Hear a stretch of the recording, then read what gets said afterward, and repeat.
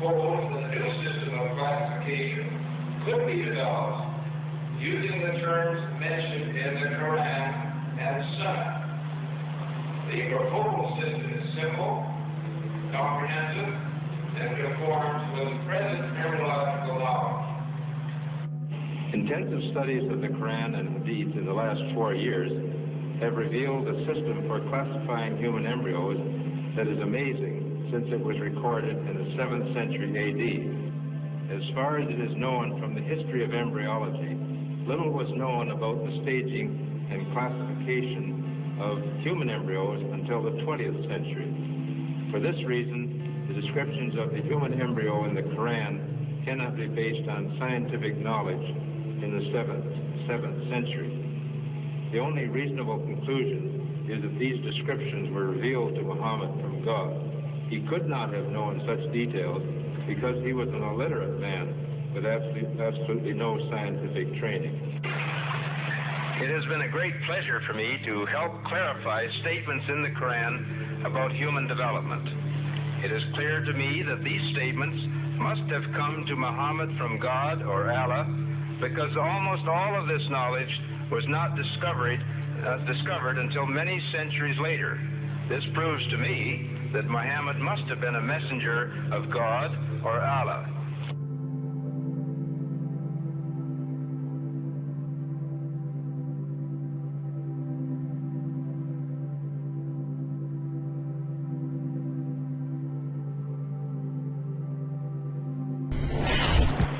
In substance, the Quran describes not only the development of external form, but emphasizes also the internal stages, the stages inside the embryo of its creation and development, emphasizing major events recognized by contemporary science.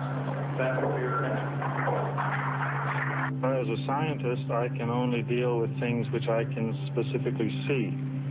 I can understand embryology and developmental biology. I can understand the words that are translated to me from the Quran. As I gave the example before, if I were to transpose myself into that era, knowing what I do today and describing things, I could not describe the things which were described. I see no reason, I see no evidence for the fact to refute the concept that this individual, Muhammad, had to be developing this information from someplace. So I see nothing here in conflict with the concept that divine intervention was involved in what he was able to write.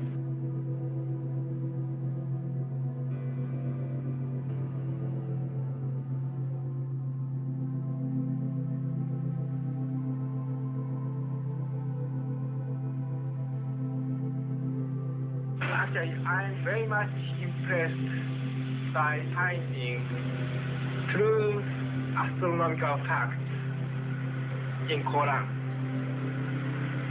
And for us, we modern astronomers have been studying very small fields of the universe.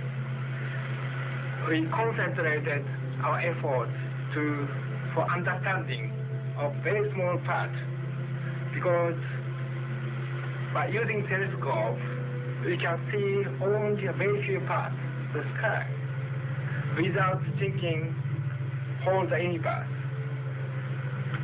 So by reading Quran and by answering to your questions,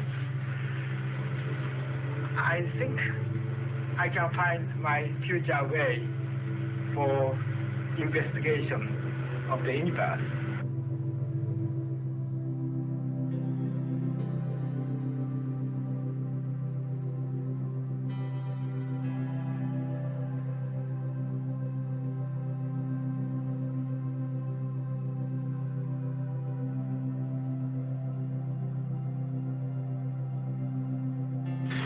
The way it was explained to me is that Muhammad was a very ordinary man. He couldn't have read, didn't know to write. In fact, he was illiterate. And we're talking about 1,200 years ago. You have someone, an illiterate person, making profound pronouncements and statements that are amazingly accurate of a scientific nature. And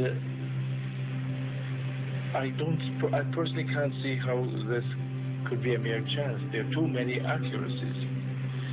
And like Dr. Moore, I have no difficulty in my mind reconciling that this is a divine inspiration or revelation which led him to these statements.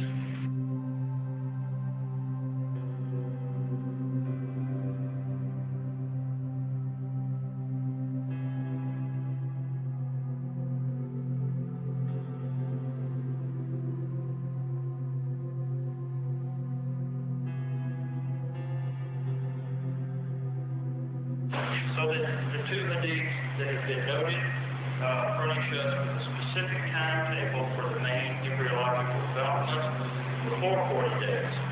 Again, the point has been made, I think, repeatedly by all speakers this morning. These hadiths could not have been obtained on the basis of the scientific knowledge that was available at the time of their writing, and hence could support the hadiths reflecting the knowledge of God. It follows, I think, that not only is there no conflict between genetics and religion, but in fact religion had guided science by adding revelation to some of the traditional scientific approaches. That there exist statements in the Quran shown centuries later to be valid, which support knowledge in the Quran having been derived from God. Thank you very much.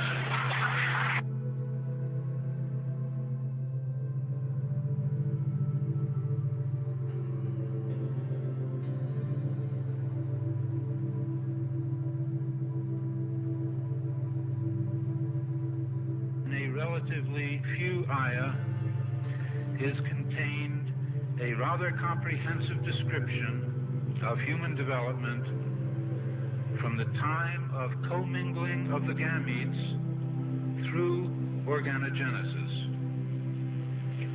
No such distinct and complete record of human development, such as classification, terminology, and description, existed previously.